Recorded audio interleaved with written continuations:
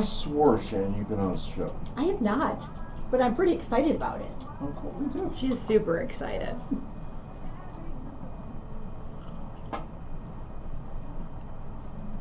That's not what I wanted. Just found my doppelganger. She's everywhere.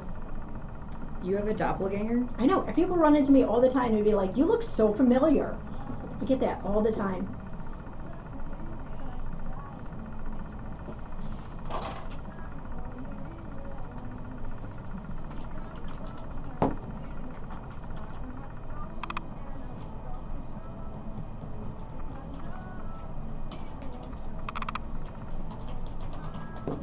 A lot of work just to get on, right? Yeah, this is pretty cool. When I was a realtor, I had a YouTube channel, but this is so much more cool. And this isn't the real estate show. I do But that. can't you? Can't you use this for real estate? All the time. Oh, yeah. Yeah. I mean, talk about handy. I'm telling you. Okay, you ready? Ready?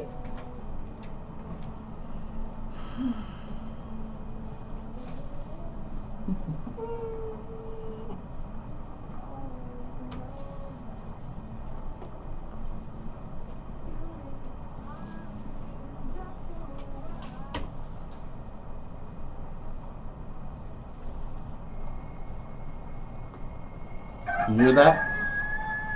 Absolutely. Good morning, Sun Prairie.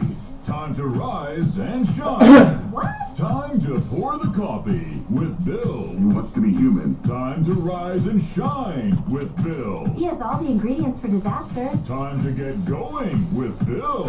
He is phenomenal. Welcome to Baker Street with your host, Bill Baker.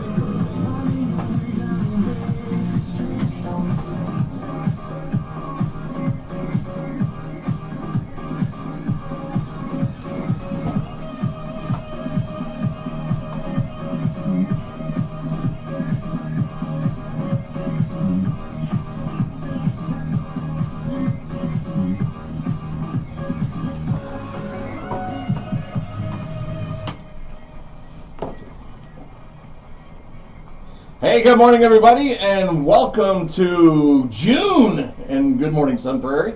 I'm your host, Bill Baker, and glad to have you with me. Hey, this morning we're continuing our series on Eldercare, and I got some wonderful guests in the studio. Kind of excited about it, and we're going to get to that in just a few minutes. But I want to let you know you're listening to 103.5. WLSP, right here in beautiful Sun Prairie. We're part of the Sun Prairie Media family of stations. 3 TV stations and radio stations. Get the devil out of here. Oh my gosh, there's not another media center in the state of Wisconsin that has the capabilities that we have, and kind of excited about that. Hey, we're underwritten by those folks at the Bank of Sun Prairie and, of course, the Baker Realty Group, where we always bring you home. Glad to do that and glad to be a part of it. Hey, had a great weekend. Kind of sunny, kind of rainy, kind of. It was just fun. Got out there, got the yard mowed yesterday. It is a realtor, and so I'm out there quite a bit, and I have been showing homes like I can't believe, writing offers. Hopefully we're getting accepted offers. Things are expanding in the real estate market like you can't believe. So if you're thinking of buying or selling, yeah, just think about it even a little bit more. Man, we don't even have our music on. Wait, check this out, ladies. Little Baker Street. Got it. Got me all discombobulated this morning, but things are hopping out there, and it's golf season, it's mowing season, it's mosquito season, it's festival season, it's music season. It's like season. But here in Wisconsin, we will party to anything. Just give us beer and cheese. That's all we need. And I think it goes pretty well. But so I hope you're having a wonderful start. Kids get out of school this week. Look out. Teachers will finally get a respite. They can go home. And having a wife that is a teacher, I understand completely. You're playing with all my tools. Sorry, Bill. Shannon, you're awesome. So after school, what's really interesting, after school, the wine shops and liquor stores, they're all screaming because they're not selling as much wine and bourbon because teachers are finally get a respite, so they can relax and just enjoy. Not that teachers drink or anything, but they get that little bit of a relaxed time, I think. Hey, this morning we're talking Eldercare. Yep, I am one, 62 years old, and I'm not needing it yet, but I'm planning for it. So what I wanted to do, and I set up this series that talks about Eldercare because I have a father that is now in assisted living, and we've gone through some of the steps, and I wanted to share with you what that's all about, because either you're close to that, or you've got a parent that's close to that, you've got someone that you're taking care of, maybe you need a break from somebody you're taking care of, and so I brought in the experts here in Sun Prairie, and that's the folks at Talamore Senior Living, and got the big boss herself, the head honcho, the lady in charge, Miss Nicole Degner Clark. Yeah. How about that? Man, that's pretty good, wasn't it? I got it right the first time. Now, the reason for this is because of a wonderful lady that does all the sales over there, and that's Shannon Francis, that we met at that I met at the Chamber of Commerce, and another great reason for being a member of the Chamber of Commerce. And so I'm tickled to have you both on. Don't forget to talk into that microphone. I am so excited to be here. I know you're taking pictures, you're messing with my tools, you're messing with my toys over there. Now you can take that microphone and you can grab it this way, up higher. Now pull. Oh, check Pull it that towards, out. pull it towards you. Okay, There you go. all right. So you don't have to lean in so much. There we go. So glad to have you ladies here. We are so excited to be here, Bill. Thank you so much for having us on your show. Super excited. I can tell the coffee's kicking in. I can tell. Yeah. Hey, what's really interesting, folks, is this is about Eldercare. Let me tell you about this. Aging population. The U.S. population, age 65 and older, is projected to nearly double from 52 million from 2018 to 95 million by 2060, and I will be one of those. Oh my gosh. Long-term care needs. About 70% of the people age 65 and older will need some form of long-term care during their lives. And family caregiving. The economic value of family caregiving is estimated to be around $470 billion annually.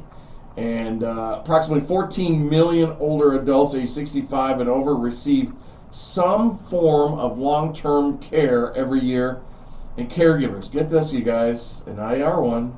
There are about 53 million family caregivers providing unpaid care to an older adult or someone with a disability. And professional caregivers, here's a concern. Over 1.5 million individuals are employed as home health aides, personal care aides, and nursing assistants, and that's shrinking. And that's a concern. And we're going to talk to these folks about it. Welcome to the show. Glad that you're here. Thank you for having us. You're welcome. You're welcome. So how is it to be the carefree retirement you've always wanted? The place you go for that at Talamore. So I think probably one of the biggest reasons that people do decide to go into a long-term... I flicked the switch on her, Nikki. Is this good, Bill? That's good. That's good? Okay. You're good. All right, I think one of the primary reasons people go into a community like the Talamore is so that their family doesn't have to worry about that caregiving aspect, because you're absolutely right. I myself also am at that age where my parents, when I visit, there is a laundry list of all the things that I need to do. And I think it becomes very taxing on the family, and that family dynamic just inevitably changes when the kids become the caregivers, and it's a very stressful dynamic. So when you move into something like the Talamore, where the meals are provided, there's activities throughout the day, we have people that can come clean your apartment, do your laundry, And then it's all about that change, that transition for the family members to then be back to that normal, what you would think about a traditional family as mom and dad and kids, and they get to just hang out and do fun stuff and be more family oriented. And then at the Talamore, our staff takes care of them, so you don't have to do all of those long to-do lists. When you arrive, you can just tell, like, hey mom, let's just go out for lunch, or let's just go to a movie, and you don't have to do their laundry, you don't have to help with the technology and hooking them up to the internet. I mean, all those things you don't have to worry about. Flick the switch, the salesman went on. Did you see that? Oh no, it's perfect. Shannon is great at this stuff. I know. But it truly is. I mean, when you wander around the Talamore, you will see people just having fun. Yeah. I mean, they go to breakfast in the morning in our restaurant, and then they just start activities. So we have exercise classes, and there's crafts, there's baking club, there's book club, and they're busy and they're making friends. And I think one of the neat things about a senior community, whether it's Talamore or a different senior community, is that now these seniors are interacting with people that understand how hard it was to make that major change. Going from selling their home that they lived in for 60 years to going into a community like, a senior community that is more like an apartment complex, and they haven't lived in something like that probably since they were in their early 20s. So it's a big change, and it's hard, but they can interact with people that have gone through the same thing and that understand what that transition was like, and they make friends, because you're bonding in a way that, you're meeting people that you have a lot more in common with. But again, the salesman, turn that switch on. I tell you, I love that about her. She's great. Hey, let's talk about Talamore for a second. Nikki, talk about that a little bit. Where is Talamore? How did it get? I know where it's from. I want you to tell everybody else where it's from and how it started. But a little bit of background on them. Okay, so Great Lakes Management Company is the company that we work for, and they partnered with Ryan Company, and they built the building. Let's see, we've been open going on 3 years in August. Great Lakes is based out of Minnesota. There you go. They're a great company. I've been doing this for the better part of 20 years, and they're one of the better companies I've worked for. Not just saying that because I have to. I wouldn't say it if I didn't mean it. So yeah, that's kind of how Talamore came about. It was open for about 6 months. They had a different administrator. She ended up moving to another state. Then I applied for the position. I was at a smaller community, so it was kind of time for me to move on to a bigger community.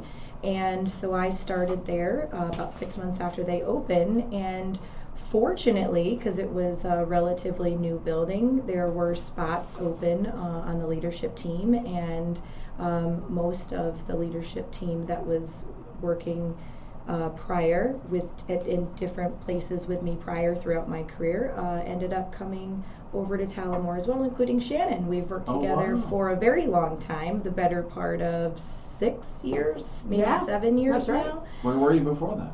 We were in DeForest. Okay. So yeah, and when something works, when you have a good team, that's you got to stick with it, and that's kind of what we did, and it's part of the reason that Talamore is so successful. Not only just because we have great support from our corporate office in Minnesota. Some people would be like, oh, that's so far away, how do they support you? Oh my goodness, yes, they're super supportive. We have our corporate office visits monthly. We have a whole regional team, and they've really got it together. They know what's going on. So well, fantastic. Yeah. So you're the administrator. I am. Now, are you also a nurse? I am. Okay. What type of nurse? I like. We were talking a little bit about this. Yeah, my background is in psych nursing and senior living, clearly. Okay. So, yeah. In fact, we were talking about it. We were joking. I had to tell her and share with her that my mom was a psych nurse. Well, actually, wound care also. Wow. I know. But you know why my mom was in psych? No. Because you didn't hear this. No. Because she could smoke with the patients. Are you serious? I swear to you. Oh my gosh. Oh, she always carried her cigarettes with her, but she'd tell you that. Yeah. And she worked with a doctor in Illinois, but she was a wound care nurse also, and that's where my passion for wounds came in. In fact, my dad is dealing with some. I'm talking to my sister. I said, don't tell me they're using Silvadine. I mean, it's like the aspirin of wound care. And we kept going through this stuff, and my sister's like, could you stop playing doctor? I'm like, Leslie, that doesn't sound very good coming from my sister. But no, Mom taught me well. I mean, I still have nurses to this day, back in my Baker healthcare days, that will call me and ask me for what products to use based on what protocol that they're going through. Hilarious, but wow, that's over 20 years ago. 20 years ago. Wound care hasn't changed much, but anyway. Well, I think it's cool that a nurse, from a nursing side point, I mean, you've got that vision, you've got that knowledge, you have that, you know what your staff is going through on a daily basis that's there to step into that administrator's role. But I'll bet you that the biggest challenge for you is keeping staff. You know, you would think that, Bill, but for the most part, we stay fully staffed. I have a very loyal team. Like I said, a lot of them have been with me for, the better part of 7, 8 years. So I had caregivers that came with, that came over after a while, and housekeeping and all different positions. So we have staffing struggles at times, like anybody else. Sure. But for the most part, we stay pretty fully staffed. It's kind of hard. I can think probably off the top of my head about 5, 6 caregivers that have been with us for at least the better part of 5 years, which is kind of unheard of. Yeah, that really is. I mean, the turnover is just phenomenal, to be honest with you. So I want to back up and just share things with you. But again, I want to continue why I'm doing this. First of all, it started with my mom. I mean, we were supporting her in her battle with cancer, and it was esophageal cancer. She had lung cancer, had a stroke afterwards. Oh my gosh, long story. But so we were supporting her through this, and my dad, who is 84, decides at 80 that he's going to take care of her in her advancement, and we're going to move a home care bed into the living room, and he would take care of her. And my sister and I are like, no, you can't do that. Nope, we're going to do that. We're going to do that. I can do it. I can take care of her. No, you can't. And then she progressed very fast. Maybe it was a blessing. I think it's a blessing. And she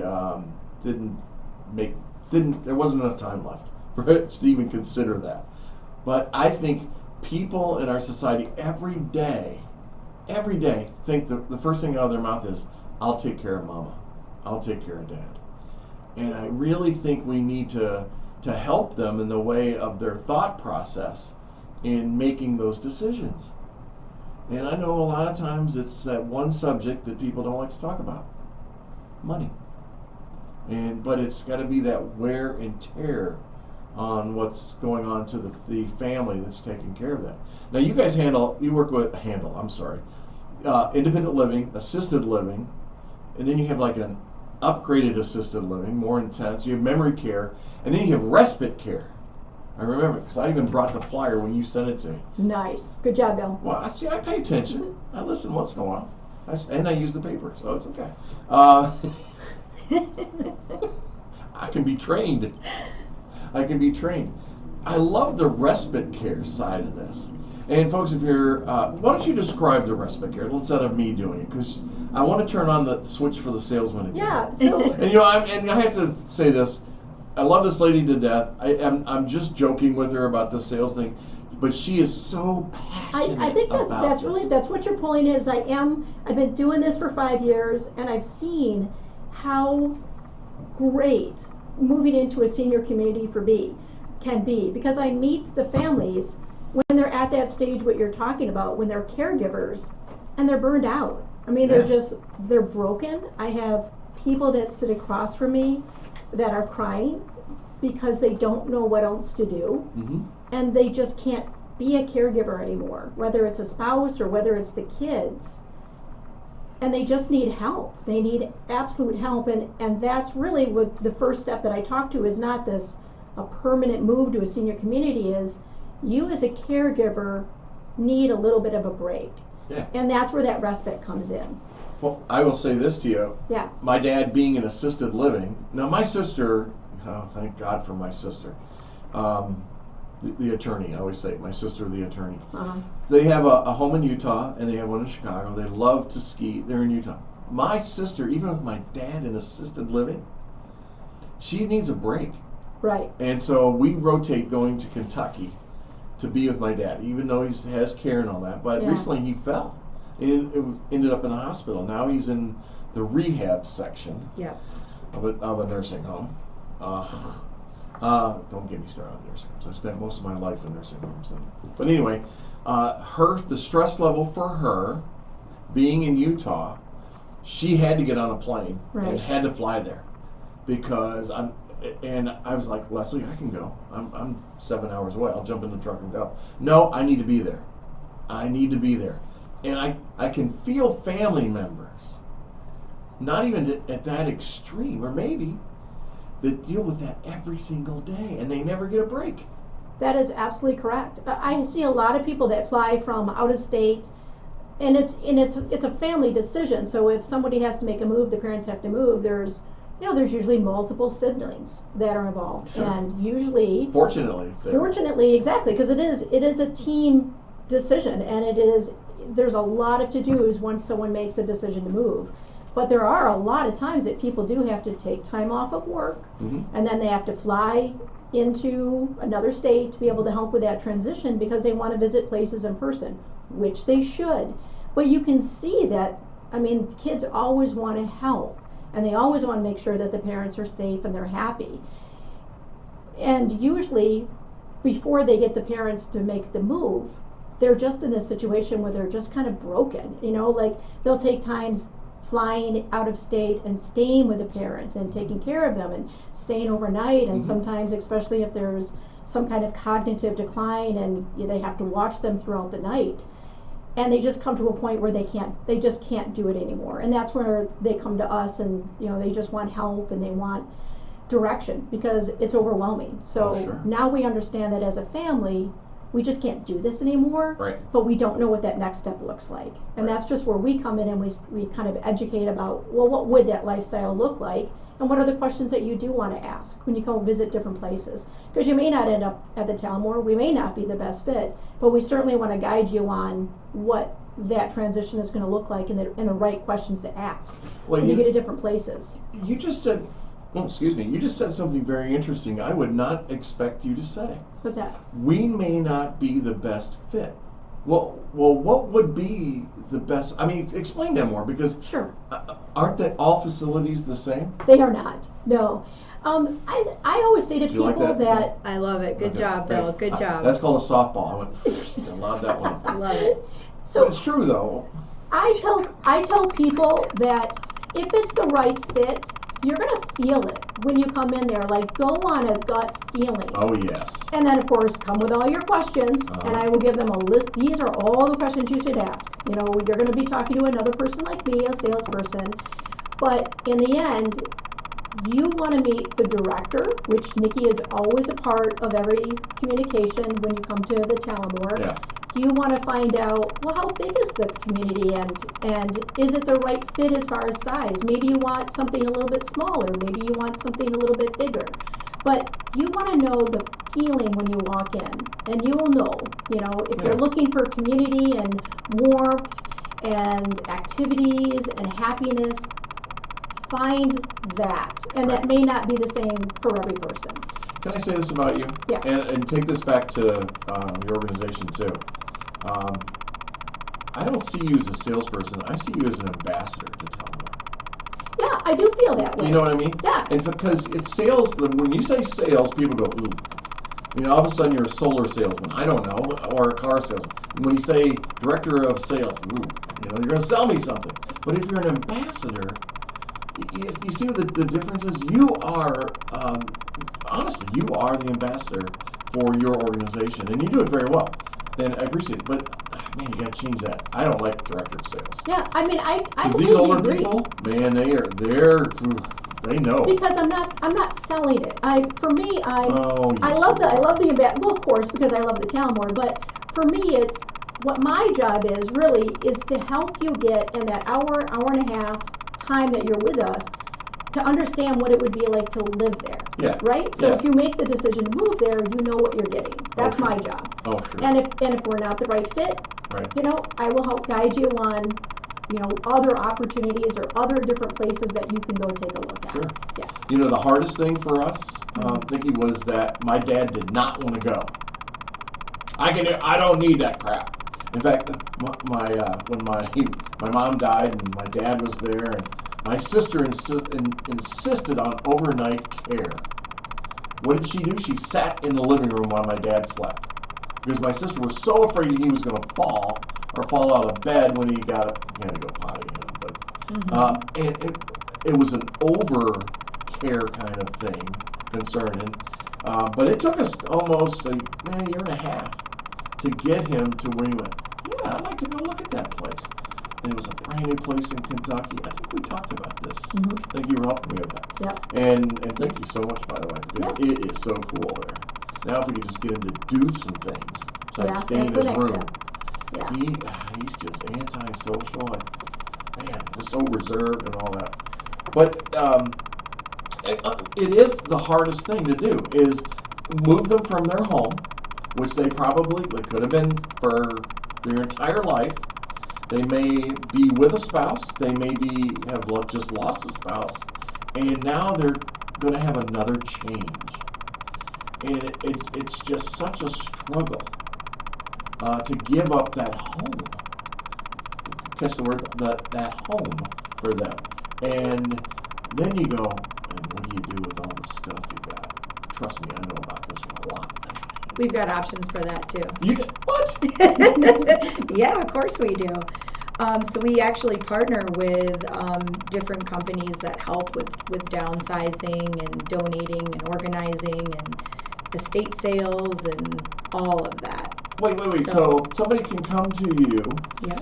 and you're going to walk them through the process. Mm-hmm. I know which realtor you'll choose, by the way. I absolutely do. We partner with someone named Bill Baker, right, Shannon? Bill Baker, absolutely. But it's so important because that's such the thing. I mean, just personally going through this stuff. I mean, when we're moving, my dad had a 3-bedroom. He called it patio home. I said it's a condo.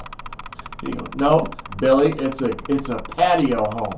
Yes, sir. It's a patio home. Okay, well, we're good. But we've got furniture in there that is not only my mom and dad's, was my grandmother's, my great-grandmother's, and it's that furniture that was built the way it should have been.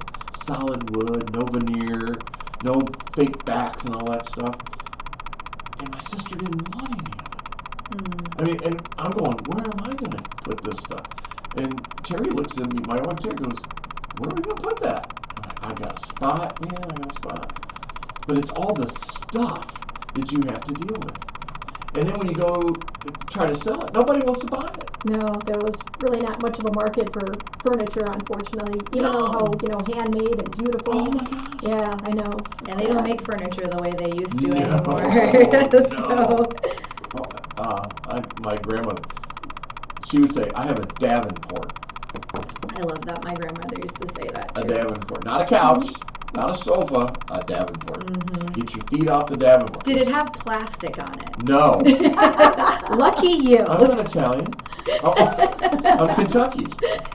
We had mud on it. No, Why, did you have one with plastic? No, my grandmother did. So Get out of I here. grew up in Connecticut, actually. That's where I'm from. So, yeah. I think that's an East Coast thing. Honest to goodness. It might be. It might be. Yeah. So, and of course, my grandmother had a good living room, Oh, yeah. which nobody of us were allowed to go in. And then nobody. I mean, in fact, I'm one of 12 cousins, right? So we used to put our feet in there, like just touching the carpet in there, and then run, so we didn't get in trouble. And then, of course, in the family room, because that's where we could gather. Right. That couch did not have plastic on it, thank goodness. Oh my gosh. Did your grandma, did she have like the soap dish you couldn't use? Of course. And then you had the towels hanging up that you can't couldn't use. touch. Right, exactly. Can't touch those towels. Do not dry your hands on those. So my grandma, I called her Mama. Oh, yeah, well, my grandmother went from grandma to Gigi. Gigi. Once I started having kids and my cousin started, actually I was the first one to give her great-grandchildren, so my oldest daughter gave her the name Gigi. I love that. Yeah. I love that. Yeah. But, I mean, I have such wonderful memories of my grandparents and my great-grandmother, you ready? Great-great-grandfather. Wow. Yeah, there were 5 generations at one time, and he was one of them. I'm like, oh my gosh, the things that man could have told me if I actually was smart enough to ask him. I was a young thing at the time, but Right. those memories and the things that I experienced. I have a client right now, 93 and 91. Oh my gosh. Their condo will come on the market this week, and it's just a delight to be working with them. And to see the vitality that they have, but they've admitted that yes, we need to move to the next step. The wife has had a stroke, and so she's doing fantastic. Believe me, that woman is sharp. Keeps me on my toes. Let me tell you right now, keeps me on my toes. But it's so much fun working with those. What do you call those? What's the title for them? Sanitarian? No, janitarian? I don't know. Old people. No, they're not old. Seniors. Yeah, it is great working with them. We hear all kinds of amazing stories. We meet people that come from all walks of life. I mean, I was having lunch the other day with a new move-in, and she just said that she was telling me about she has a 2.5-year-old great-granddaughter, and she says, she's learning how to dial the phone, and she tried to call me, and I didn't answer, and my granddaughter says, Grandma, she looked at me and said, well, I guess Gigi is either sleeping or pooping. So apparently this 2.5-year-old little girl thought, well, I guess that's all great-grandmas do. Those are the 2 choices. And I couldn't stop laughing. And I'm like, sometimes it's just, that's the kind of stuff that makes your day, like in any other job, where are you going to hear a story like that, So it's just really cute. I immediately after lunch went in and told Shannon. I was like, that's hilarious. Oh my gosh. Kids say the darndest things, When I go to Kentucky, I go to, of course, see my dad and all that. So I'll have dinner with him also in his table. That's what he calls it, my table. Mm-hmm. It's the same people, same table, every meal, breakfast, lunch, dinner.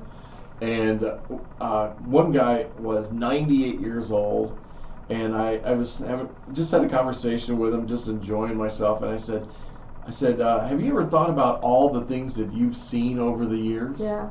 And he looks at me. I said, like a telephone? I said, did you always have a rotary dial telephone? And he said, you call it Billy. Billy? He says, we had a phone on the farm that didn't have any dials. I'm like, well, what's that mean?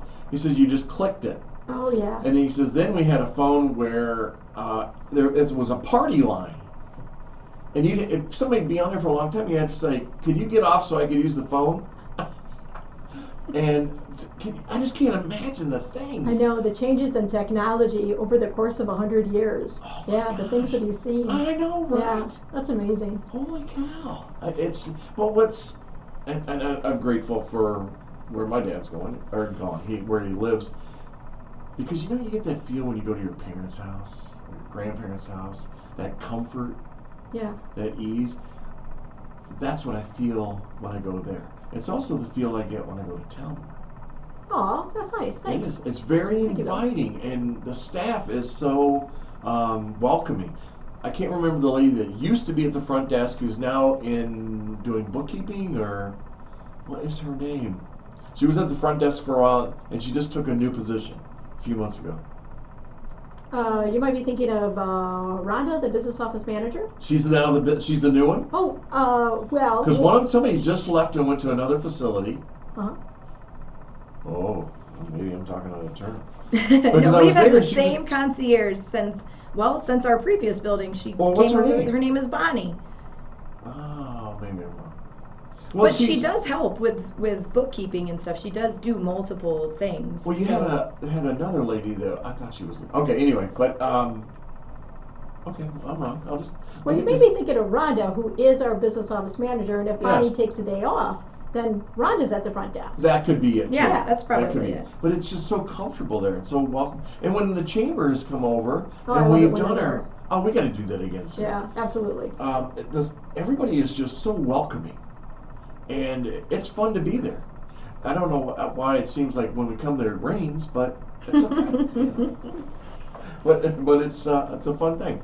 So we've been on for about 40 minutes already. Wow, that I know. was fast, holy smokes. I had to say that for Nikki. He was like 2 hours. I was like, What? oh my goodness. Yeah. After you're ready, it goes by really quickly. And if you're just joining the show, what we're talking about is elder care in the second part of my series. And we're going to talk about independent living, assisted living, memory care, enhanced care, and respite care, all mixed into one. We have our specialist from Talamore Senior Living Center that's here. We have Shannon Francis that's here, who's the ambassador for Talamore. And then also we have Nicole Degner Clark. That was for your husband. Thank you. You're welcome. I'm glad you're here. I really am. If you have any questions, you're on Facebook right now. Don't be afraid to put the questions or comments in the message center. I can see that right now and would love to help answer a question for you. But let's start with independent living. Sure. So that's a wonderful way for folks to come out of their home setting and have a place to live. It's not medical care to say. So talk about that a little bit, Miss Nikki or Nicole. Yeah, so independent living is going to be exactly the way it sounds. Independent living. So they get an apartment, whatever size they choose. We have, 1 bedroom with a den, 2 bedroom, things like that. Depends on what they need. Sometimes we have couples that live together. Sometimes they're there individually. So separately from that, they are offered the option to have meals. They can join in on any activity. They can participate in anything in the community. Oh, cool. The only thing that they don't get is the care. Right. So if you're signed up as an independent resident, then we don't do any background on you as far as your medical history, or we don't have any of your medications, things like that. You do all of that on your own. And they do have an emergency pull cord in their bathroom in the event of an emergency, where our assisted living residents get a pendant that they wear that they can push at any time. So independent living wouldn't have that. So basically it's they're coming into an apartment, and so they have a wonderful place to live that gives them meals and activities. Yeah, so and housekeeping. They have the option for housekeeping. And they have washer and dryer in their unit. Washer and dryer That's in unique, your isn't unit. it? Yeah, so that's what sets it aside. Wow. People will go, well, why wouldn't we just go to a 55 and older community, retirement community? Well, retirement communities are great, but they don't really, most of them don't offer meals, things like that, housekeeping. So, and a lot of times if you're like in a ranch home, you're still, shoveling snow out of your driveway, mowing your lawn, that kind of thing. So, which they don't do that anymore with us. Sure. We have underground parking, so they don't have to worry about snow or anything like that. So yeah. I lived at Crown Point years ago, before Terry and I got married. I'd still be there if I didn't get married. I went from a big 3-bedroom house, and I thought my son was going to come out of the Navy and he'd probably live with me, and I had this house. So he decided to stay in, and I'm like, okay, I'm selling the place. Sold it and moved into a condo. Here's what's funny. Here's the realtor. I didn't realize it was 55 plus. I know. But it was the greatest thing. I was the youngest one, and I got a lot of cookies, bottles of wine. Nice. Because it was like 90% women and Bill. There's this young thing coming in there to them. Hey, that happens in assisted living too. People do find love later in life because of that. And they should. We have couples right now that met at Talamore. So. Right. But with 55 plus, you can do things like Meals on Wheels. They'll bring the meals right to you, things. But there is that point where maybe you need more activities than instead of doing puzzles and bingo by yourself in a area in a 55 plus. Sure. And so it's really exciting with the activities that you described earlier that can happen at Talamore. Yeah. So independent living offers them that opportunity similar to that, and they can come in and they're paying cash and or credit card or whatever. This is not a funded activity by Medicare, Medicaid, whatever. But then we move to assisted living. So do you have people go? I'm going to ask a stupid question, but let me throw this up. A softball. Here it comes. Right? Do you have folks move from independent living to assisted living? All the time. So we So talk about that. We have our community as an age-in-place community. So they actually don't necessarily have to change apartments to transition from independent living to assisted living. We're licensed for all of our apartments to be assisted living. Oh, so, you are? Okay, cool. Yep. So they get to stay in the comfort of their own home, essentially apartment. Sure. You're not moving them. We're not moving them thank unless they need memory care or enhanced care. So that would be based on their needs.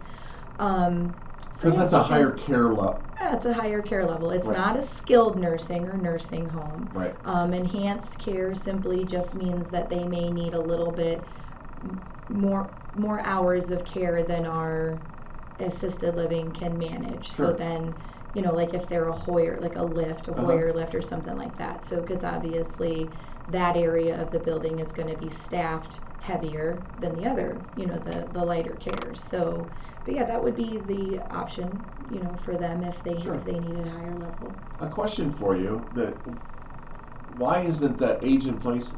Why is the nursing home side missing from your package of? It's licensed differently. So we're licensed as an RCAC, which that's our assisted living, which is a residential care apartment complex, and then we're licensed our CBRF for our enhanced and memory care, which is community-based residential facility. So it's like an umbrella, for assisted living. So skilled nursing is going to be a completely different ball game. Right. So skilled nursing staffs licensed nurses 24 hours a day, where assisted living has CNAs that are there, or caregivers that have been trained and certified in other areas through different programs, that are there 24 hours a day. While we have nurses, 3, not including me, so I would be 4, but 3 on staff Monday or 7 days a week during basically normal business hours. We also have a nurse that's on call 24 hours a day.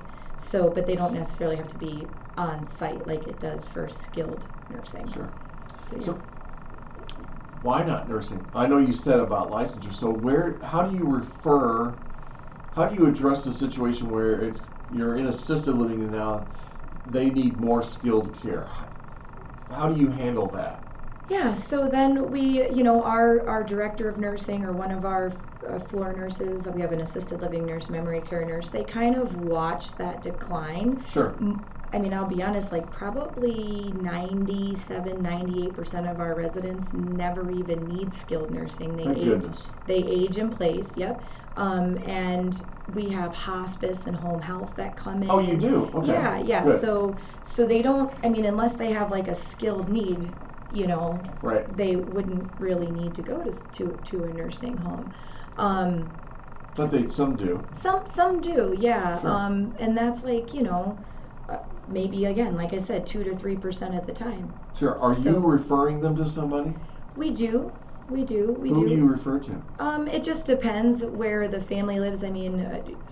We send them to Oakwood. We send them to Capitol Lakes. There's some really great places for people to go. We usually give them like 3-4 choices. We don't want it to be overwhelming.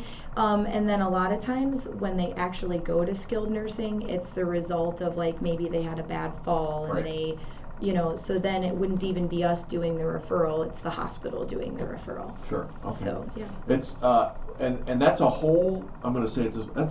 That's a different creature. Whole different creature. Oh my gosh! And Yep. I'll spend 2 hours on that show because Good. it's a nightmare for people. They have no idea what's about to happen, and I'm not talking about care. I'm talking about financial side of it. Yeah, for And sure. I mean, the point I like to tell people is, do you realize that if you're at home, maybe even in a assisted care for you guys, you're on Medicare, and you need a piece of equipment, I can get it for you. If the doctor writes the script for it, there's not a problem getting it. Set foot in that nursing home, and you lose all of that. And now you're at the mercy of the nursing home and what they provide in that daily rate that goes on. And you know why? Because the federal government does not recognize the nursing home as your residence. But the mail comes there. I've fought this for years, ladies. I mean, I think it's crazy, but because we both know, the three of us know the horror stories that happen there. Not that every nursing home has bad care and all that. It's bad situations, I want to say. But and it's the funding. It's outrageous. That's what's happening. But not here. Not at Talamore. Not at Talamore. Not at Talamore. But I'll be the next show, and then I'll have the legal eagle come in, the lawyer come in and talk about that. Oh, Absolutely. that'll be interesting That'll to be hear too. interesting, You'll yeah. have to let us know when that is. Little secret about me, and not everybody knows. So Uh-oh. a couple times a month, I do some travel nursing. Okay. And Oh, cool. like on the weekend, yeah, and I pick up at the skilled nursings around Talamore. Okay. So that I can make a conscious referral. So I work there, I'll work there, Sure. a double AM, PM, whatever on a Saturday, amazing. Sunday. Yeah. Don't and you have then, enough to do? So I I do. know, right? Well, I like to. New husband, the whole thing. Not necessarily a new husband anymore. We've been married 6 years, but Well, that's still new. yeah, I You're guess. almost ready for a change. Almost. You never know. Nah, he's a keeper. Okay, good. But yeah, so I do it because I wanna. One, it helps me keep up my nursing skills, but two, I can then make a conscious referral. I know that my residents are going to be in good hands. Sure. So that's super important to me. And then that's also kind of like an undercover boss situation, because if the CNAs that are working with me are really good ones, I might mention, hey, I'm the administrator for Talamore. Are you looking for a change? Oh, you're so sneaky. So that's how I There's a stay. little sneaky thing over there. That's how I stay fully staffed. Oh my gosh. Yeah, so I mean it works. It works for me. It works best for my residents, and so yeah. So then I kind of can figure out where I want to refer to and maybe where I don't. So I have a dear friend, Sue Ann Sullivan, who used to be the director of nursing down in Platteville at Gray's Nursing Home. I think they had. Do you know her? no. Oh, I thought this was going to be a cool story. Because she's now doing she left Yeah. that because Gray shut down. I think they I was had, going to say they shut down. Yeah, so, right. Yeah, I knew. Yeah, go ahead. And she's absolutely amazing. Love this woman to death. Known her for a gazillion years. And now she's doing traveling nursing. She loves that. She likes that a lot. I mean, I said, you still work too much, but, Yeah. but I what a transition from DON to a traveling nurse. Yeah, I mean, I love it. It's really funny because I get to just kind of sit around with the staff and listen to the complaints about management. So it helps me be better Right. too. I'm like, oh, so this is why they feel this way. So then I kind of bring it back and try to apply it in my building. Right. In my So yeah, it works. Gray's Nursing Home. A little bitty podunk place. Very, But yeah. it was the cleanest and tight ship they ran there. And Sue Ann she loved her people. I'm talking about her patients, their clients, residents that were there. It's awesome. I know. It's exciting. So assisted living, let's talk about that for a second. Assisted living is is for somebody that needs help with aids for daily living. Yep, activities of daily Yep. living, absolutely. So dressing, hygiene. Transfers, medication, all that kind of stuff. Yep. When we first started with that, my dad was still doing his medication, and he's got the pill thing, and gosh, it was confusing for me. I love how doctors just, they'll throw meds at you. Boom, boom. And finally, we said, Dad, why don't you it's called the farm of Shelbyville or something like that. We just call it the farm. That's where he is. It's a beautiful facility, brand new. Looks a lot like yours, except it's just a ranch style. Spread out pretty good. As we said, why don't you let them administer your prescriptions? That's like $40 a month. I'm like, yes, sir, you have the money. Don't worry about it. It's all good, but it'd be a lot easier for you. They'll fill up your packs and all that, and then you don't have to worry about it anymore. Well, come to find out, he was not following the directions, wrong meds, discontinued meds, and it was just a cluster. Freaked my sister out big time. And me too, but more her. She panics. And it was a blessing. It was a blessing just to have that. And then also, he's had some episodes, and it's nice to have that little pendant on and just to push that pendant and to come in. So it's that additional care. It's still an apartment. Yep. And he has a separate bedroom. He has a living room space. He's got a little kitchenette thing, but no burners or nothing like that. He's got a microwave in there. He's got his coffee maker, and it's pretty cool. But he has that additional care, 3 meals a day. They do the housekeeping. They do the laundry. It's awesome. Yeah, I mean, like for us in assisted living, just to be clear, you don't need to have help with anything.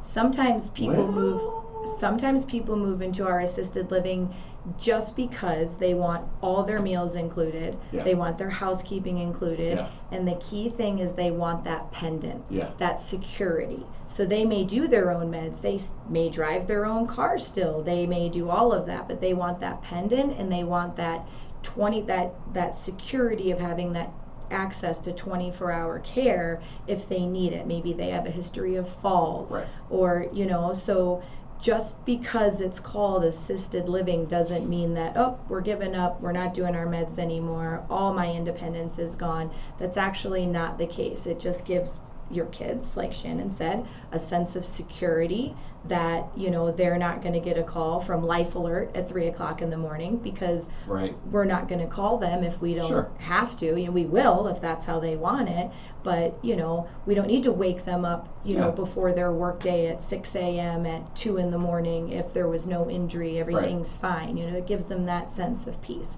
So I'm glad you said that. Yeah, I mean, that's important for people to know about assisted living. No, absolutely, and I really appreciate you saying it. But do you have a feeling where I'm going with this, with the ADLs and all that? Yeah, sure. Let's see. Because here's what's interesting is that first of all, Medicare doesn't pay for it. No. Private insurance doesn't pay for it unless you have long-term care. Long-term care, yep. And if you don't have long-term care, you should go think about getting it. I will tell you that it's a blessing that my folks had the wherewithal to do it. My dad had a policy, my mom had a policy, and unfortunately when my mom died, her policy didn't fold into my dad's, which today it does happen that way, unless you have 2 different insurance companies. But and it's actually pretty good based upon what you get. I think he pays like a couple $100 out of pocket. Yeah. Because he has that care. Sure, yeah. Long-term care insurance is great. We'll even help you and manage it for you every month. You will? Yeah, what absolutely. What do you mean you'll manage it for us? So you do the billing. No, they do the billing and they pay you. Right. So there's paperwork that's got to be filled out every single month and it has to be sent in with a copy of your invoice. Have to qualify. You got to qualify. It takes 2-month lag. 90 days. 90 days. For the most part. Is that Wisconsin or nationally?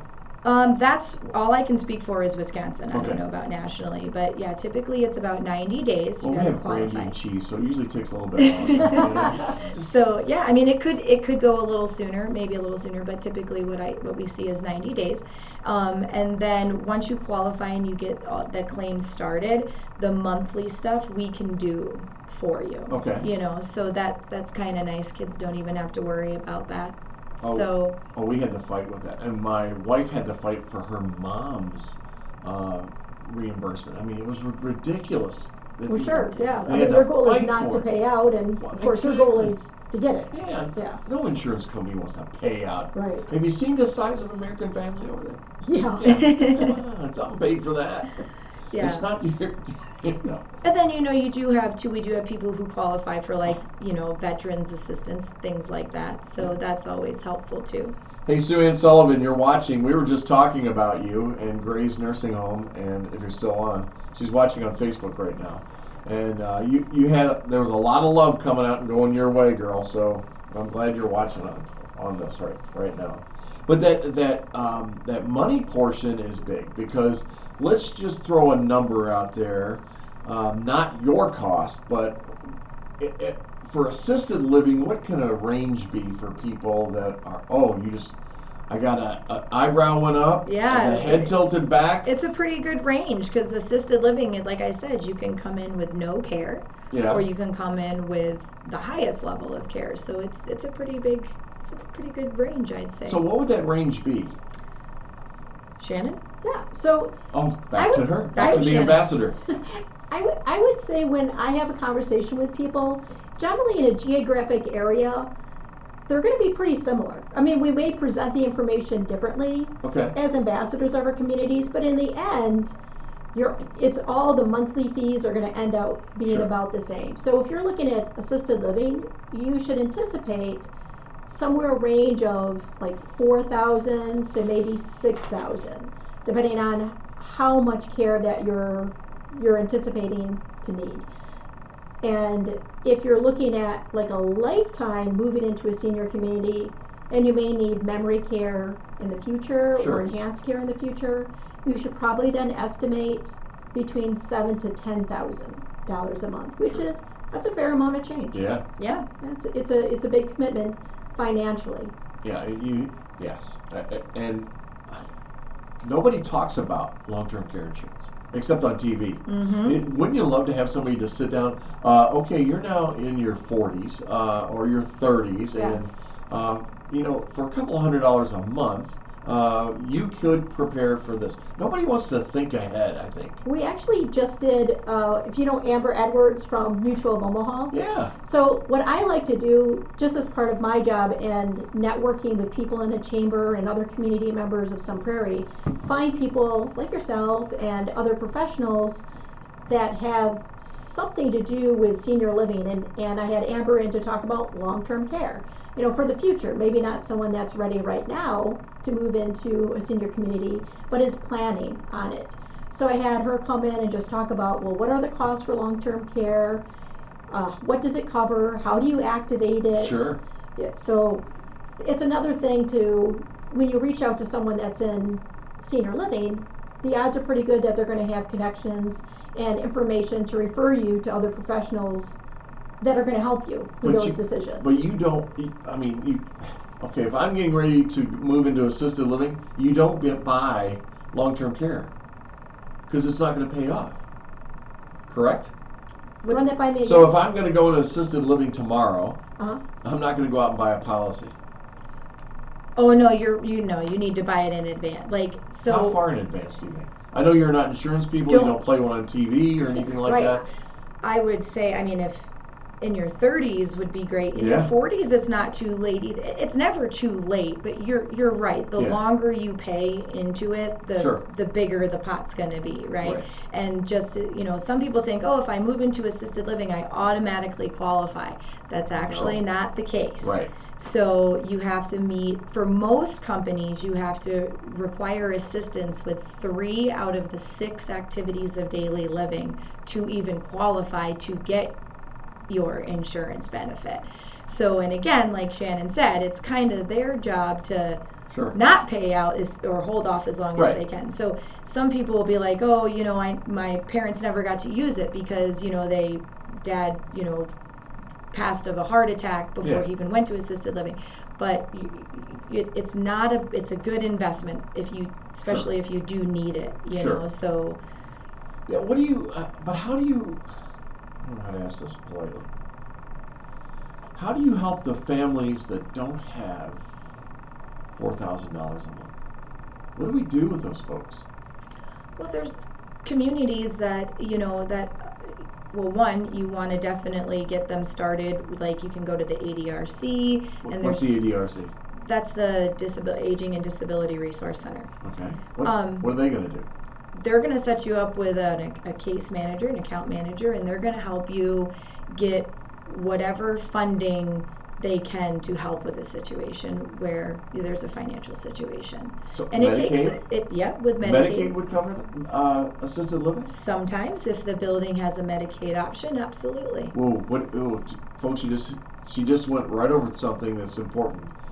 What's a Medicaid option? What's that mean? So a lot of communities that you're going to find, a lot of assisted livings you're going to find are going to have like a requirement where they're 2 years of private pay, and then have an option if you go on Medicaid to keep you there on Medicaid for your payer source. Not all communities have that. Some communities are 100% private pay.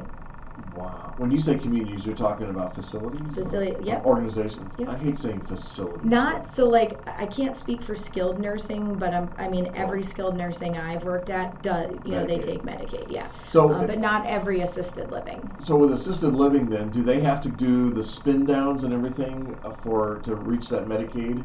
Yep. Those Medicaid dollars? Absolutely, Wow. They got to do a spin down, yeah. That's a whole other show. Whole nother show. And that'll be part of the Yeah. nursing home side of it when I get to Yep. that. And it's that financial piece that's difficult. Also, what I think is, as a society, we're not thinking of seniors. Or am I wrong? I'm 62. No one has talked to me about this. I have private insurance, but no one has ever said, hey, are you ready for your senior years when you may need a little extra help? Yeah, absolutely. I think education is definitely needed for that. I mean, I sit across from a lot of people who come in, their kids have no idea how to do this. And the other big problem is parents aren't openly talking to their children about their wishes or their financial situation or any of that. So you gotta have open communication. It's like, yeah, let me make my kid my power of attorney, but I'm not going to tell him anything because in my generation we didn't talk about that. That's right. That's so exactly right. that's a huge problem. I had unfortunately a resident pass a couple of weeks ago, and I'm there. It's at the middle of the night. I'm with the daughter. She's an only child, and she didn't even know what funeral home her parent wanted, and she's of course I stayed with her till the wee hours of the morning, and we figured it out, figured out what she wanted, Right. So and that's another problem too. So, but again, whole other show. No, I agree. I mean, there's a lot of things that not being discussed. People aren't being prepared for what's about to happen. Now, I'm going to go back to the nursing home thing. That is a slap upside the head as a family member. With what happens when you move into $10,000 a month. Yeah. Mm-hmm. Without blinking. I mean, that can easily happen. Who's going to pay for that? What happens if Daddy runs out of money? My co-host for my real estate show, Laura Stanfield, her mother ran out of money. And they're pressuring her. Well, your mother has no more money. And Laura's like, well, what do you want me to do about it?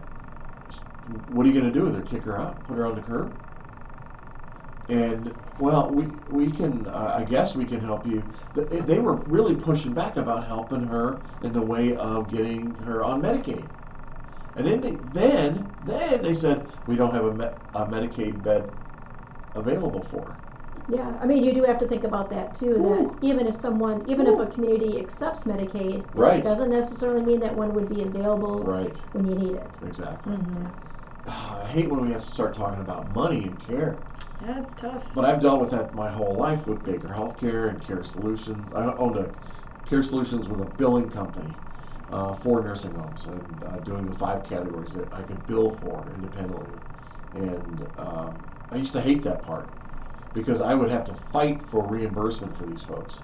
And that's not the way it should be. These are our seniors. Yeah. We got to be taking care of them. There's got to be something done. And then you get the politicians. That's the other one, where they love to talk about, I'm going to save Medicare. Well, why the hell would you want to save Medicare? Why don't you just blow the damn thing up and build something that actually works? You know? My wife says, hey, you're 62. You know you can collect Medicare right now, or Social Security, whatever that is. And I said, why? I don't need it. I'm okay. I don't need it. I'll just get more later when I need it. She goes, but you can take it now. I'm like, I don't need it. Leave me alone. You make me feel old. But don't trip over my walker as you leave today, okay? Right. All right. And I do have my spot outside, my hanger thing, stuff like that. But assisted living is interesting because I think that's an area that isn't discussed as much. You're right. And it's so valuable because I think it could really enhance the life of our senior members. I think even more importantly would be even before you get to what people would refer to as assisted living. I mean, the best time to move to a senior community is before you need it. I mean, I know Right. that sounds ridiculous, but the reality is... Good luck with it, by the way. What's that? Good luck with it. I know, that's the hard part, the resistance, because people don't like change. Right. But imagine the difference between moving into an independent, it's their decision, they're perfectly able to navigate the community, versus there's a fall and it's a crisis, and now you're at the rehab center and they're saying, well, Medicare stops paying for it and they're going to be let go on Friday, that's 5 days from now, and you need to find a community. Right. And now, of course, you're going from that $4,000 to the $8,000 community. I mean, that's a huge difference. So what I tell people is, like, when they come in and they're just start looking for the search, and I said, your challenge is going to be finding a community that resonates with your parents. Sure. Now, so go before there's a crisis. Yeah.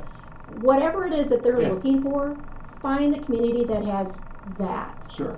Yeah, and if they're social, the decision's going to be even easier, because that's where really communities excel. Sure. It's for having those full-time programs to get them out of their homes, out of their apartments, Yeah. and go interacting with people, which honestly, that's where people find the most joy. I mean, finding friendships in their 70s, in their 80s, in Yeah. their 90s.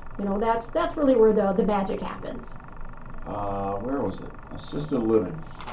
Population, approximately 1 million people reside in assisted living facilities in the United States.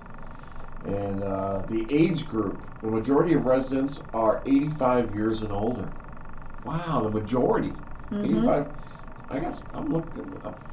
You're doing good, I thought Bill. I was on the downhill slide. You got I'm lots good. of time. Woo, wait. Yeah, length of stay is about 22 months.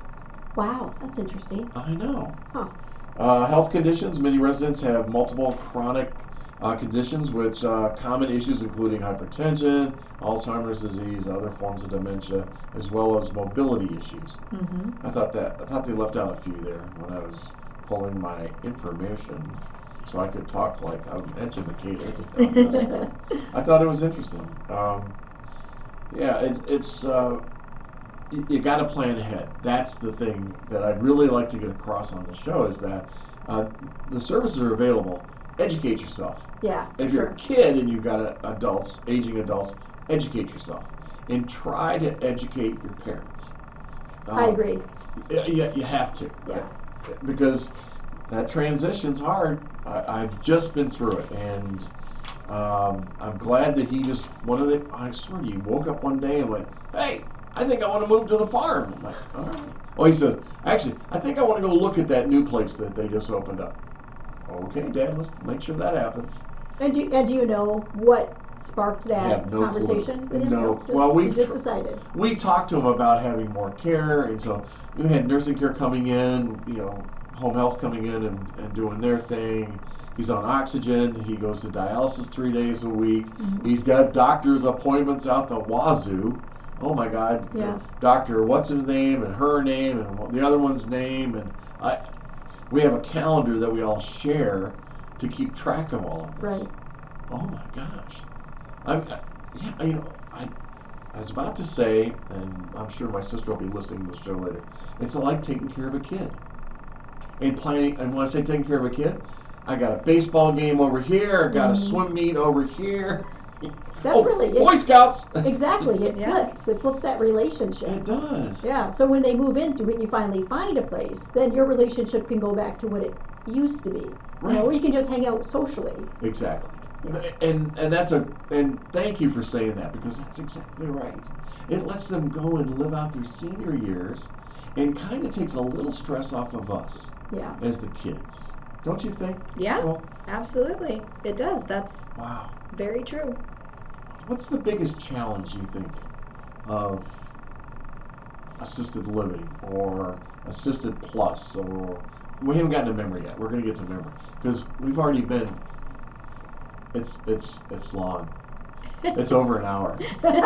Hour and 15 minutes. It's flying by. Okay, it's flying by. Turns out you're the expert on radio talk shows, Oh. apparently. Hey, I'm just a volunteer.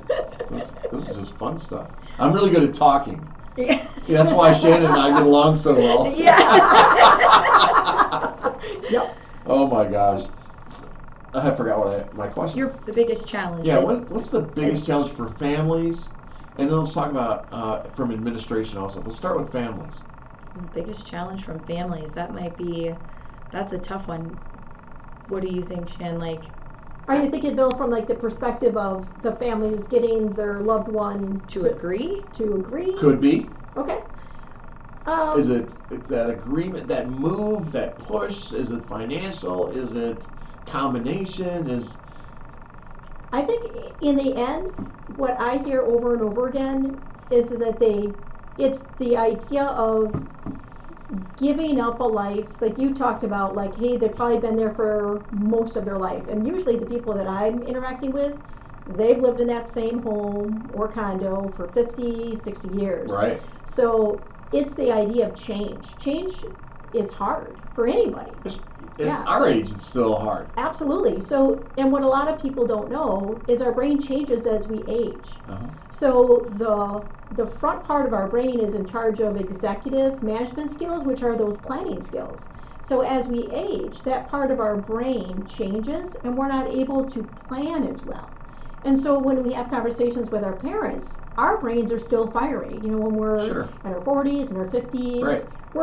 our executive management skills are great, and we're usually task oriented, like, Uh-huh. okay, A, B, C, these are the things that you need to do.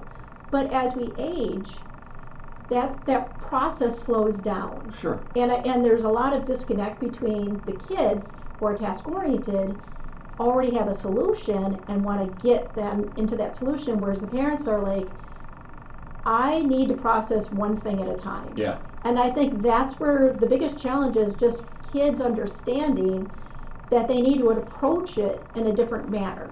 They need to give information slowly. Uh-huh. So when people are trying to make a decision, and I always emphasize, this is a huge decision. Don't think that one trip to go visit a community is going to end the conversation. It's not. So go have lunch. We have resident ambassadors. So if there's a community out there that you think that might be a good fit, Sure. visit, get a feel, meet the executive director, meet some of the other staff members, and then go have lunch. Make it another visit. Come back again. Meet some of the residents that are there, and then you can start to realize, like, I pull back at that point. Like, that's not my job anymore. Your job is to see if you fit. Right. So meet with people that already live there. Sure. Understand that they have more in common with you than your kids do. Yeah. And understand what that lifestyle would look like. Because now you're going from, I don't know what it's going to look like, and the unknown is scary, and I'm going to start communicating with people that are at the same stage in their life as I am, and we can talk in that slower process that they're used to, right? So Sure. the kids pull back, let mom or dad talk to other seniors, and the conversation is going to be easier for that senior because you're talking to someone that is in the same level that you are, and the conversation slows down and you start talking about the things that they can relate to. Interesting that you said that, because I was telling you about the couple that I'm working with in their 90s, and I've also been working with the son, Mm-hmm. and so I'm a real estate agent, and so I'm going to sell their condo. I sent the documents to the son, who reviewed them with the parents. The Mhm. son told me he did.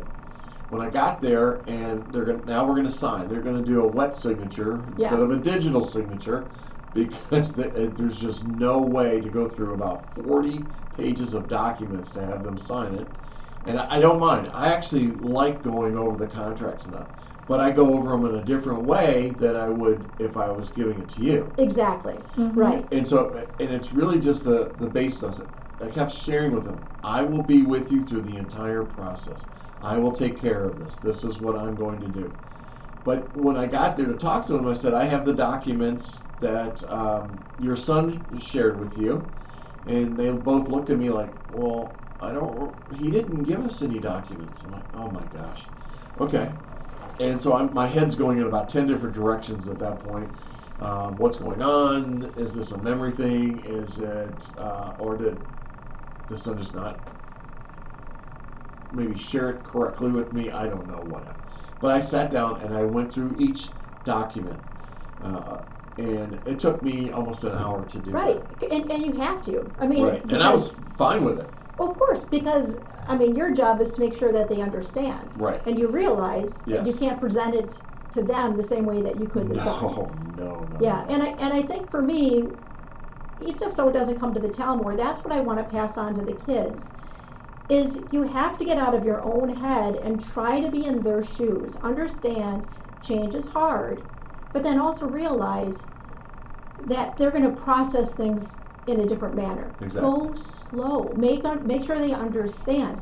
Because they don't know what independent living is. They don't know what assisted living is. Right. Aging in place, RCAC, CBRF, all of it is new, and it needs to be given in a very different manner, very slow. I agree. Yeah. I agree. Which kind of goes back to the point of starting before you need to. Exactly. Educate yourself. We Yep. have people that come in and they're like, yeah, we're 2 years out. And I'm like, awesome. That's great that you're doing this so early. 2 years might be a little bit long time And out. how do they know? But how do they know? Yeah. I mean, like, one year. I mean, I would say give it How do they about know? a year. You need to start looking at this stuff, you know? So, yeah. Sure.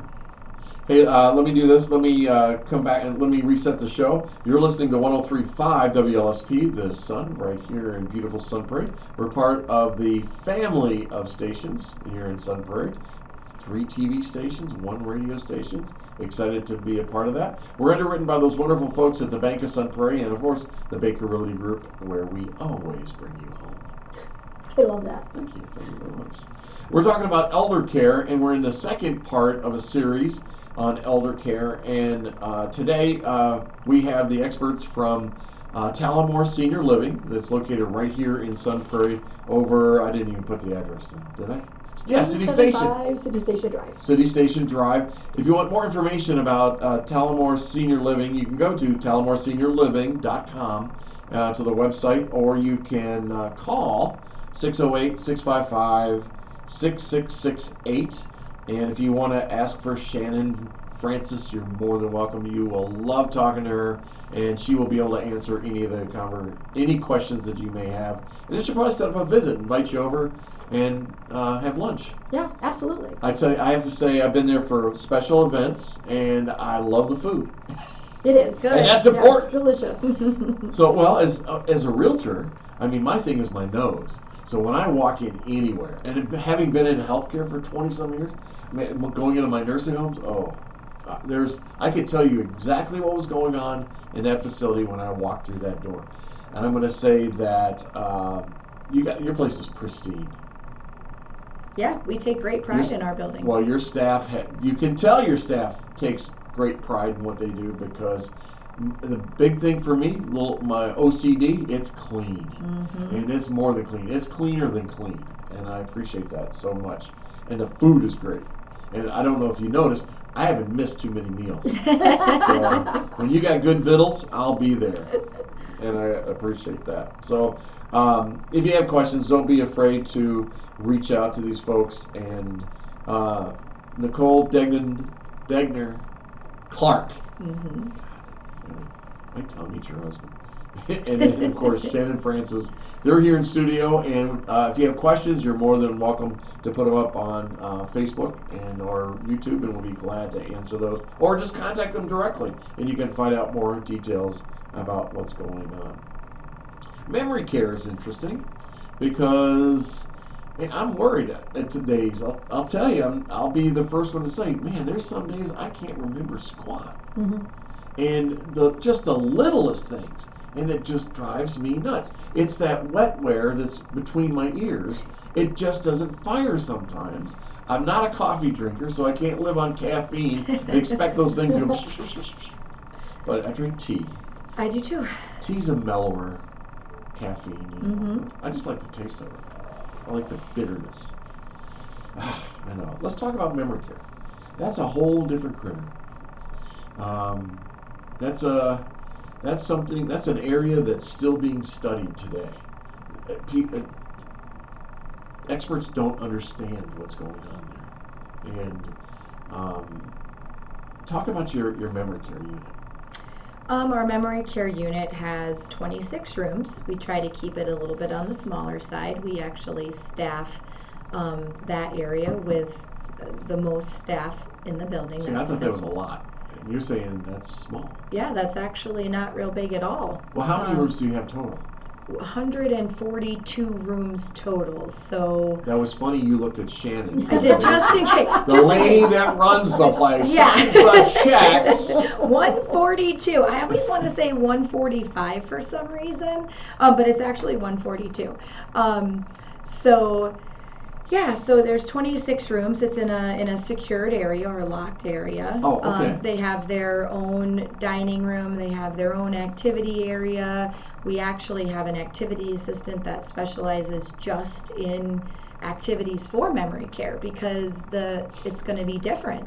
Even the activities, and they have their own outdoor area with their own gardens, things like that. So we have a nurse specifically just for that area as well, which does set us aside from other assisted livings. Like I said, assisted livings don't necessarily have to have a nurse on site. They just need to have one on call.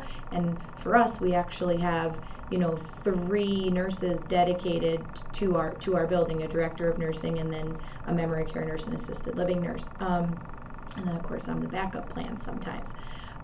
So yeah, I mean, memory care definitely is a whole different ball game. So you're going to have different different activities, that are geared towards people with memory issues. I have an interesting a lady who just is awesome. Most people are like, memory care, I don't need memory care, right? I have a lady who went from assisted living to memory care before she even needed memory care because she got her diagnosis of dementia, and she herself was realizing, okay, I am forgetting things, and I am waking up at night not knowing where I am, and that makes me nervous. And her biggest thing was, I want to get used to my surroundings before I don't recognize them anymore. Oh my goodness. How powerful is that? And insightful. And I was like, wow. And very rarely is that the occasion for us when it comes to memory care, and she's still a resident there, and she's awesome, and she is just flourishing in memory care.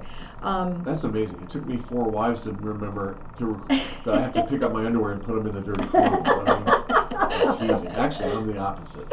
Yeah. Everything's got its place. Yeah. So. Wow. Yeah, so and then you have different levels of, it's not everybody in memory care, doesn't know where they are or doesn't remember how to do things. You have different levels of functional abilities and cognitive abilities. So yeah, so it's a little bit more complex than anything else. But I will say this, when we talk about educating people, our activity director and Shannon and myself, we collaborate really well. Got to give Shannon most of the credit for this, and our activity director. But we bring in speakers that are experts in dementia and Alzheimer's, and we open that up to our staff. Well, we require it for our staff, the education monthly, and then we open it up to our family members as well, so that they can have a better understanding. When you talk about some of the biggest challenges, memory care probably has some pretty big challenges, mostly because, like you said, the experts don't have a complete handle on all of this. So imagine family members trying to navigate it for the first time. Right. Especially when I was talking about the different levels, the different cognitive abilities. I may have somebody in memory care who wanders, doesn't remember where their room is, and they go into other rooms. And then I have family members like, oh, my mom, somebody wandered into my mom's room, and they're super upset about it, and sitting down and explaining to them that this is part of being in a memory care and these things are going to happen.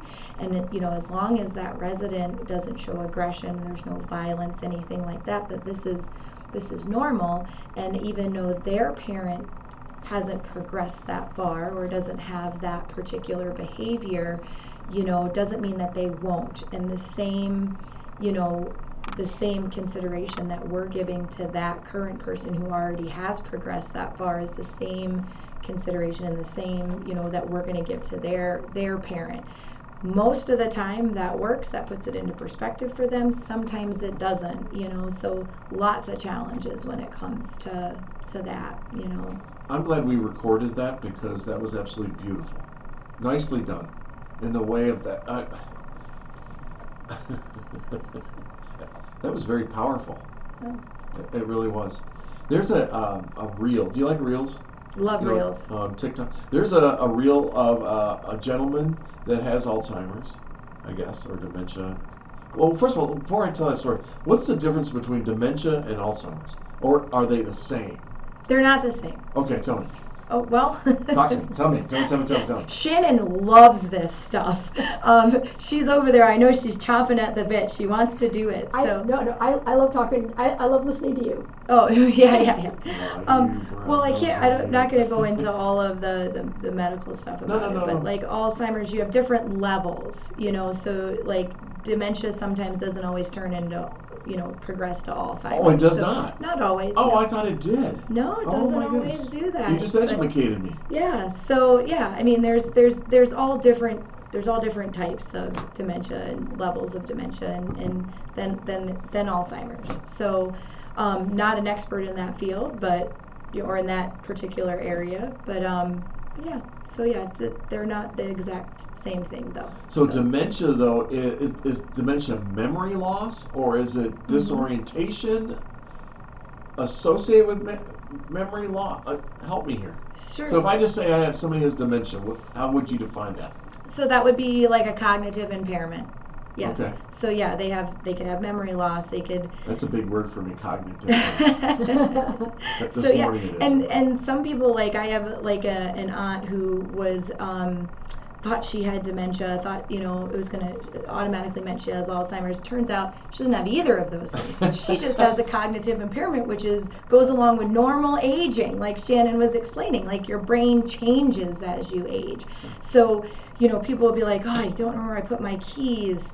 Or, yeah, I can't remember what I did with my purse, so I must have dementia. No, that doesn't mean you have dementia. It just means that's normal aging. So again, you'd have to see, in order to diagnose dementia or Alzheimer's, you're going to need to go see a neurologist, a specialist, okay. So then define Alzheimer's.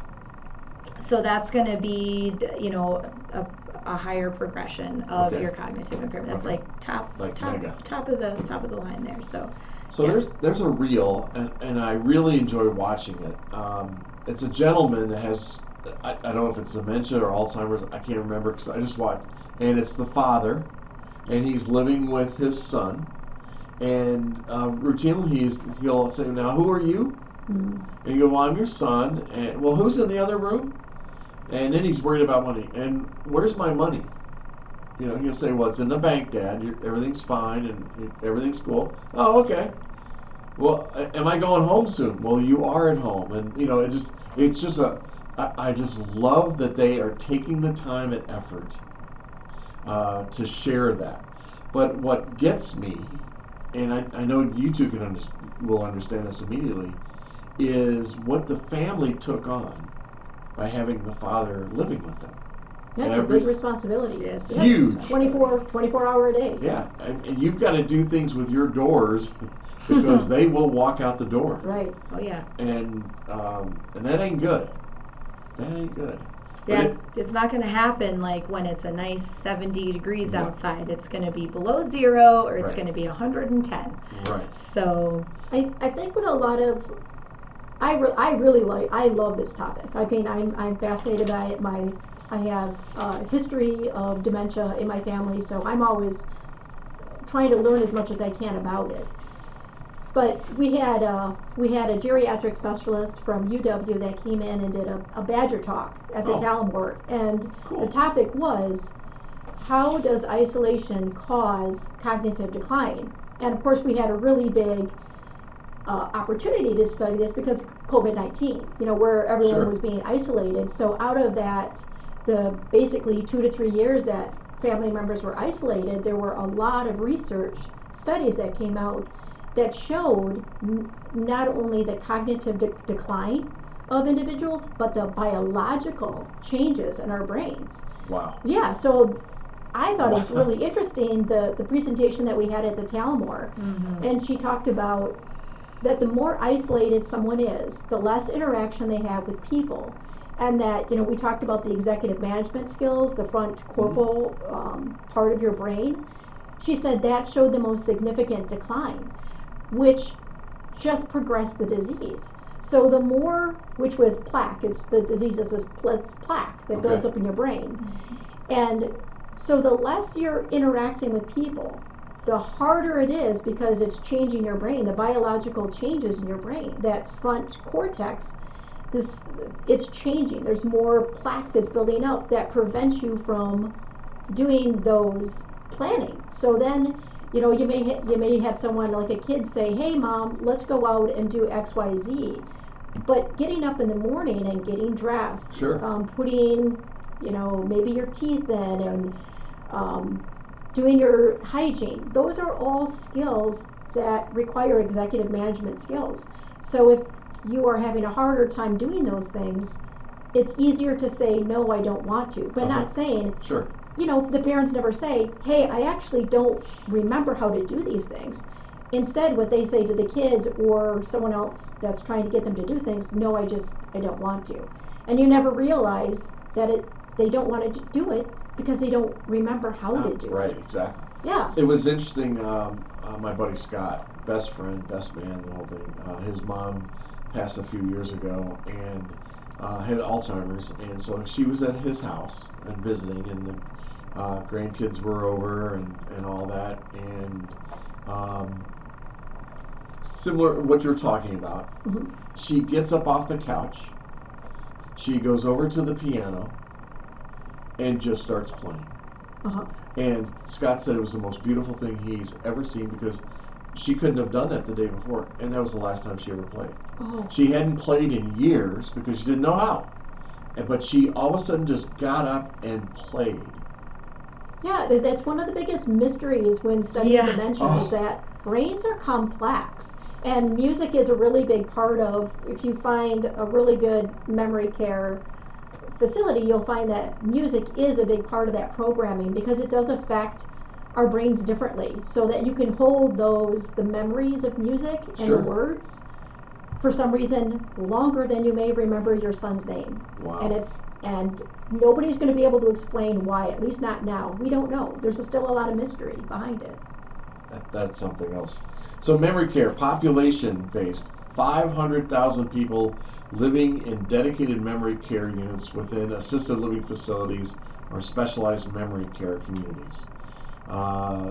The majority of residents in memory care have Alzheimer's disease or other forms of dementia. In fact, more than 60% of assisted living residents have some degree of cognitive impairment. Facilities, memory care units are often part of larger assisted living communities, which we've been talking about, or standalone memory care facilities. And there are thousands of memory care units across the country, though exact numbers can vary. Specialized care, memory care units provide specialized care tailored to the needs of the individuals or cognitive impairments, including secure environments and structured activities to support memory and cognitive function.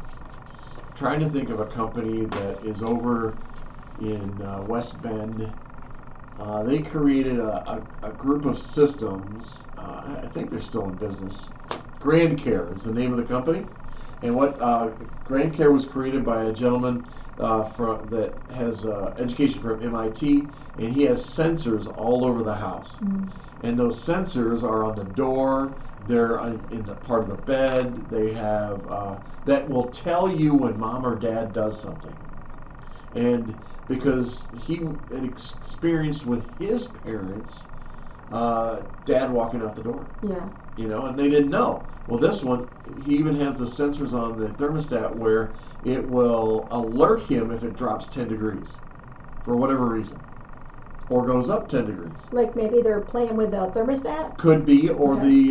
the electricity just went off, Oh, okay. and they've lost, or the furnace went out, especially in the wintertime. That really doesn't matter in the summer. I mean, I don't know. Do you turn your furnace off in the summer? Yep. Okay, good. Me too. Uh-huh. You too? Mhm. That's the majority. There you go. You just heard it here first. It's a good idea to turn your furnace off in the Right. summertime. Yeah. Save that electricity. But he created this, and it's really interesting because his main focus was to keep the family members in their house. He even had a pill container thing, or a sensor that would, when they opened up the pill container, it told him that they opened it up. What he couldn't track was, are they taking the pills? Yeah. You know, but interesting, huh? Memory Yeah. care. Is it going to get worse? Are The you need seeing for a it? higher increase Yes. in memory care? Yes, but here's the thing, like when we talked about like isolation causes cognitive Yeah, yeah. decline, the opposite of course is also true. So if you have a parent who is starting to display signs of cognitive impairment, forgetfulness that's above and beyond what Anger. a normal aging is, get them to interact with strangers. So get them out of the house, because your brain works harder when you're talking to a stranger. You know, your brain is working on a different level Sure. than, You're more like- focused. yeah, and you have to work harder. Your brain is working harder you're judging safety. Is this person safe? Right. You know, you're analyzing that person because they're a stranger and you don't know them. Whereas if I'm interacting with my child, you know, we've developed patterns. I don't have to work as hard to interact with you because Sure. we've gotten into this a pattern of communicating.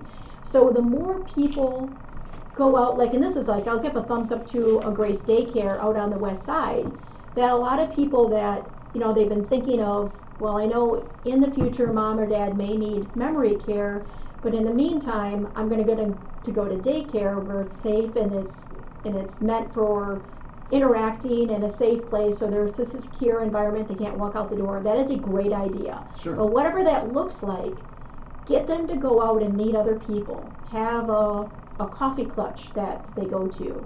So just the more interaction, the better. Okay. I had a question. I was going somewhere and I can't remember what it was. Okay, then I'm also going to slip in this. Okay, go ahead. So in September, we are so blessed in Wisconsin to have this thing called Badger Talks, which it's free. It's paid for by taxpayers, and it's So we pay for it. Right. So in the end, we do pay for it. You are correct, but it's the UW professors who have been doing this amazing research on all different kind of topics. They are available to come do talks in different places, and we are going to be inviting Dr. Alexis Eastman, who is one of the specialists in geriatrics and dementia She's at the UW. fantastic, yeah. Oh, she's a fantastic speaker. Fantastic. Oh, really? Yep. Cool. So in September, she's coming to the Talamore, and we're inviting the public to come to this as well, and she's going to do a talk about what is normal aging. Because this is the conversation that I have over and over and over again. Almost every interaction I have with a family is this normal? You know, they're like, I don't interact with many seniors, but this is what mom or dad are doing, and is it normal? So I'm not an expert in that by any means, but Dr. Alexis Eastman is. So Okay. I'm really looking forward to her talk, to be able to go through that with people. You know, if I just walk in a room and I forget what I was there for, is that normal? Or is that not normal? I do it all the time. Right, Okay. exactly. Why am I in the refrigerator? Yeah, so if you're trying to make that determination, is this something that I need to take mom or dad to a doctor and have them do a test to determine if, you know, is this dementia? And there are tests, it's called a SLUMS test that a neurologist can do, where they ask you to certain questions and to perform a certain test, and Dr. Eastman is going to talk about what those tests are because she does them. Or is this just normal aging? You know, when do I need to be concerned? Sure. Is basically what the conversation is going to be. Folks, if you're listening right now, I mean, I think if you've been listening for the last hour and 40 minutes, looking at Nicole because she was like, "We're gonna be on for 2 hours. Oh my gosh!" If you're listening right now, I think you're getting the degree of specialty that these two professionals have, and you have the resources. You have the ability to reach out to these folks and talk to them to gather more information about what's going on in your parents' life, or if somebody that you're helping take care of as a caregiver, or maybe it's yourself and you want to prepare ahead.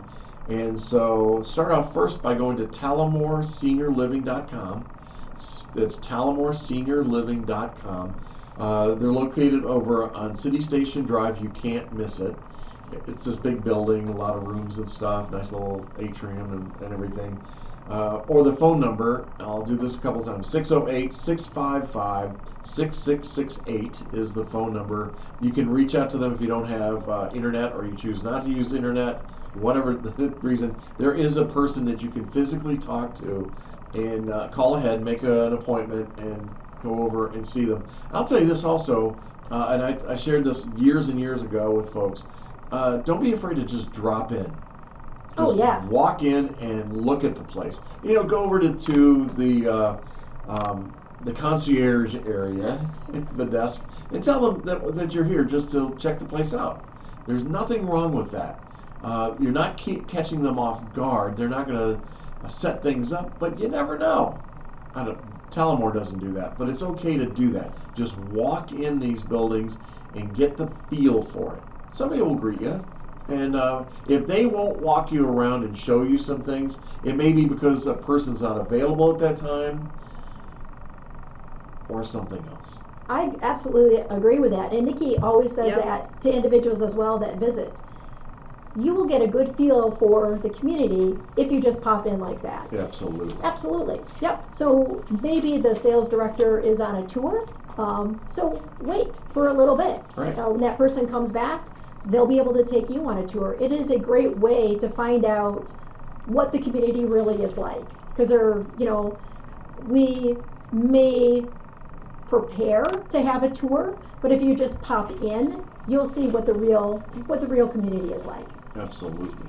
Hey, I want to go back to something we touched on a little bit. Oh, yeah. Because we got about 15 minutes left, and so I really want to, because I think this is so important, and people don't realize that this is available, and it's respite care. Respite care. Wait. Got to push my dentures back up. Respite care. And it's available to you in this community. And so talk about that, please. Tell them that they have an opportunity as a caregiver to get a break. They do. So And you need it. Yeah. It's okay. Absolutely. Yep. Respite care is typically done in for up to 30 days, or in 30 days. 30 days. Yep. And it's Oh my gosh. in our community we provide a studio apartment, furnished, so they don't have to worry because it's just temporary. Sure. Which we have a pretty good conversion rate, for people who end up going, hey, you know what? I like it here. I like it here. I think this is a good idea. So, some of our respites do stay long term, Sure. and then they get a feel for the community. And I want to kind of point out too that you don't have to just come for respite because you are in a transition from skilled nursing to going home. Some people come for respite to do just what I just said. Get a feel for our community and see if it's what they want to do. What a great idea. It's a test drive. It is. It's a test drive. And I then, love that. And then some people come because, like you said, some people live with their parents live with them. So maybe the family needs a break, right? Maybe Yeah. they want to go on vacation. Maybe they've got kids or grandkids they need to take care of. So sometimes people come for respite for exactly that, just respite care. And it's great. And some, kids sometimes kids use it as a, hey, I think you're going to go stay at this really nice place. I think it'd be a great idea. You could meet friends. In our particular community, we have over 240 activities a month. Wow. So outings. They got something to do then, at least. They do, and we have a bus. They take them on outings. They go out to dinner, What? Old Gardens, you name it. They just went to a restaurant on the lake not too long ago, and Fitz is on the lake. Oh, yeah, the Fitz's? Fitz's Yeah. on the lake. Oh yeah. my gosh. Yeah, They I love that place. they go on outings to the grocery store, Christmas time, we go see lights and all different stuff. So there's always something going on. So kids will be like, hey, do you want to do this for a month where, or 2 weeks or whatever, and it's great because a lot of times they meet friends while they're there, and Sure. they're like, hey, this isn't so bad, because Right. it's not forced, it's not permanent, and they know that they have the option to go home. So Well, you just surprised me, and I love what you just said. They can test drive this, Test drive get that it. new car smell, Yep. get there, like it, and then never leave. yeah. Oh my goodness. So we don't do that for the CBRF. We don't do respite for that, for memory care. Okay. It's just for assisted living. Okay, Or but they independent can get a day off if they need it, for a day, or they can do a day, they could do 2 days, a week, 30 days. You said. Respite, 2 weeks to 30 days is Okay. pretty much. We don't really do anything less than 2 weeks. You know. Mm-mm. I mean, we can. Okay. I should say we. I we misunderstood can. your literature. Yeah, I'm we sorry. can, but it works out better if you do 2 weeks Yeah, to 30 days. You can't really get a good feel for it in just a Right. couple days. So we always recommend a minimum of 2 weeks stay. Yeah. Man, my phone, my sister would be, my dad would be on the phone to my sister every day. I know he would. But they text it or call every day or Mhm. FaceTime. He was trying to FaceTime with me the other day. I said, I don't have an Apple phone. I said, oh, come on, Dad. Well, can't you see me anyway? No, sir, I can't. I talk to families about if you're I'm familiar with like an Echo, where Oh, yeah. it's Alexa. Yeah. Well, they have these things called Echo shows. I Yeah. think Google makes the same kind of thing, and it's a neat way to stay in touch with family members if they're not 10 minutes away. Right. That you can just set it up so that it's an Echo show, so it's like you can talk to them, but there's a screen. And if you have a screen, if you have the same thing, another Echo show in your home, it's screen to screen, like, Oh, wow. like FaceTime Sure. or like the Apple, you can do that. But it's a neat way that you can stay in touch with your family members, and you can even set them up so that when you call your family member, if they're not around to like turn it on, it will automatically turn on. Oh, wow. So like maybe have it pointed into the kitchen, Okay. and it pops in, and then Right. your face is on their screen, their side of it, and you can like say, hey, mom, hey, where are you? And she may be in the bedroom and come in and say, oh my gosh, hi. So if they, because that generally happens, people forget how to use the phone, or Oh, sure. turn it off instead of turn it on Yeah. accidentally.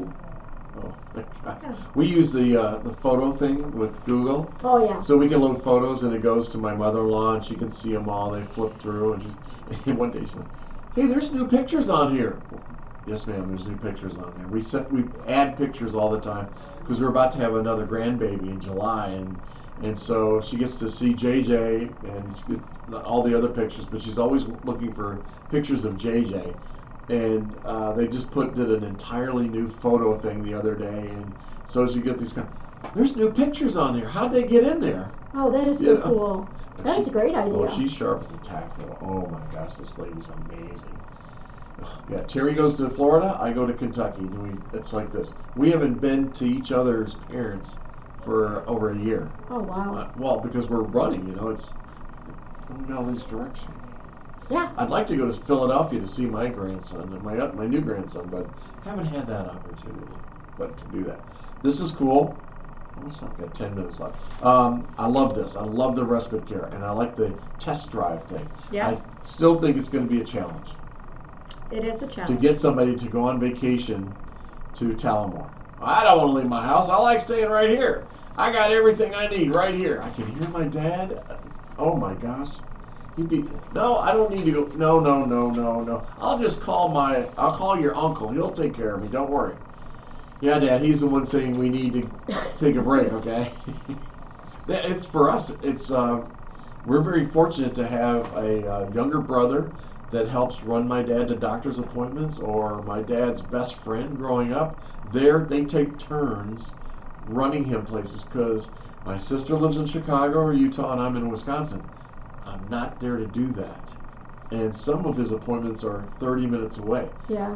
And he can still drive. He has a car. We're trying to tell him, you don't need that car anymore. We're going to get rid of it. Oh, I might need it. Dad, where would you need to go? I might need to go to Kroger. Well, Dad, why do you need to go to Kroger? Well, my prescriptions.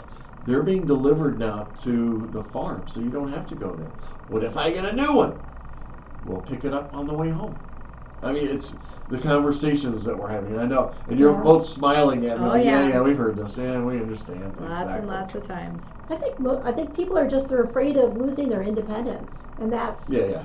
Oh, I don't think that. I know that. You know Yeah. that. I know yeah, that. I would. That's the toughest. I mean, that's the toughest thing. You got to think. Like Shannon said, you got to put yourself in their shoes too. I mean, if somebody you've been driving for, 60 years, and someone says, "Hey, you can't do that anymore," Yeah. and it's not your choice. Believe it or not, we do have a good majority of residents who have said, I realized I couldn't see as well. I wasn't as quick, decision making driving, and I knew it wasn't safe.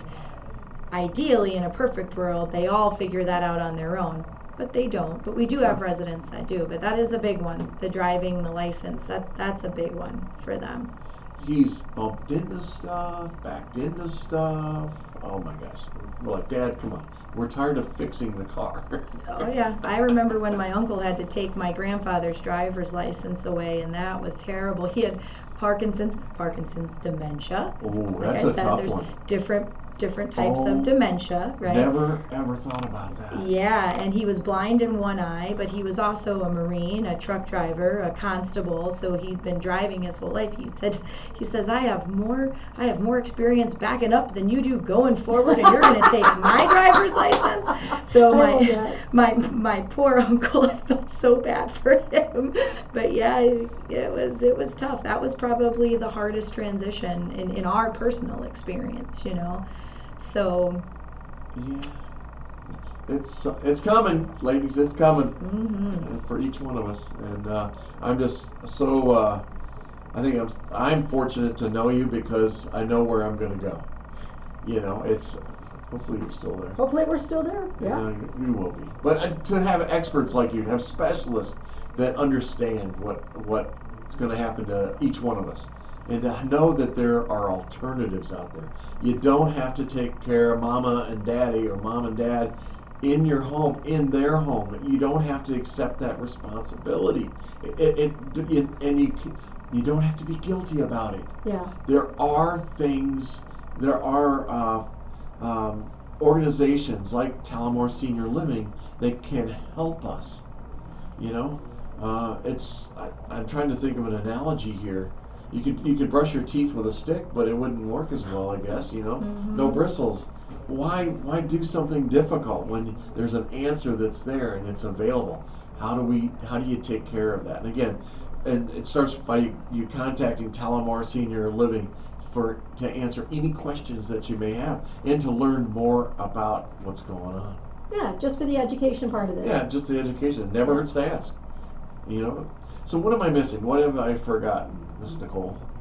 I don't think you really forgot anything. We kind of covered quite a bit. I mean, honestly, we just kind of brushed the surface of it all. Yeah, there's so many different components to it and so many different areas. But you did a great job with all your questions. Thanks. And things like that. So yeah. Thank you. Mm-hmm. Wow, I got a little pat on the back. Yeah. Yeah, this has just been a great conversation. I think there's little nuggets that each of us have kind of said that maybe spark another question. The biggest thing that I would say is don't wait for a crisis. Yeah. I mean, just educate yourself now, because at some point you're going to be sitting in front of someone that is going to be using terminology Sure. that you're not familiar with. Yeah. I mean, and when you're in a crisis, that's even more frustrating. Right. Just to be able to be like, I don't know what that means. So start early and try to avoid the crisis. The resources are there. You have to reach out to them. Yeah. They're not going to come to you. They're not. You may see an ad on TV. It doesn't matter until you need it. But be ahead of the game and learn more now. Absolutely. And what's going on. But there is help. There is help that's out there, and feel comfortable about that. And I will tell you, as a kid that is watching my dad progress in his senior age, it's stressful. Yeah. And I'm not the caregiver. I'm not there doing it, and I know how I feel, how the sleep that I lose by what he's going through. So I can't imagine, you trying to take care of mom or dad at home, in their home, and what you do. Know that there are solutions. You have the experts. Reach out to them. Both of you, thanks for coming on. I really appreciate it. What a great topic. For me, I've been on my soapbox about senior and elder care for, oh my gosh, almost 40 years. One of the reasons I got out of healthcare was because of my frustration, my anger at Medicare and the crap that you have to go through just to get something paid for. And it's one of the reasons I sold Baker Healthcare, because I fought with Medicare over a $7 dressing, a hydrocolloid. And I know. And I said, well, real quick, I got about 3 minutes to go. You're going to like this story. Yeah. So, folks, what happens, the doctor writes a prescription, the item is provided, and then you have to do all your Medicare paperwork. So I did that, talking to a Medicare specialist on the phone. And when you have a wound care, there's different protocols you have to follow, and in your documentation, size, shape, color, depth. I mean, and then you also, I think, in this situation, I needed to give the woman on the phone the smell through the phone, and she would have been happy. I don't know. But I'm arguing with her, and I said, I don't understand why you're not reimbursing this. And she goes, I just don't have enough information. I'm like, what? Everybody at Mimic is always Southern, by the way, Shannon. And so we're talking about this. I said, I don't understand why you're not paying it. And now I'm at the point of frustration, and I'm going, the only thing that's not part of this is the smell. And if I could shove it through the phone to you, I would. Click. Hung up on me. But that's Medicare. That is Medicare. And everybody says, well, I've got Medicare. And usually I say, I'm sorry. Right. You have no idea what's about to happen to you. And I also thought it'd be a great business where we could read the Medicare documents, the EMOBs and all that for individuals, and then nobody's going to pay for it. They can't read it anyway. They just send money in.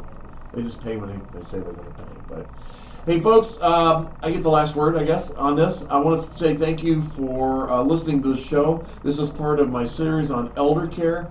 And like I said, Talamore Senior Living. If you haven't been there, visit it. Go and check it out. And know that you have those experts and those specialists that can help you. So the next one, I'm looking for the insurance agent. I'm looking for the nursing home director I want to use. And then also my attorney that I want to use. It's going to be a great series on this, and hopefully it helps out a great deal. But until next time, ladies, thanks for being here, and I'll catch you on Wednesday at 11 o'clock for the Sun Prairie Real Estate Show. Thanks, Sun Prairie, and I will see you on Wednesday. Bye now.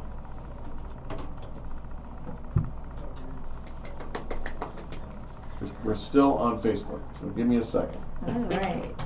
Because this is usually where we say things.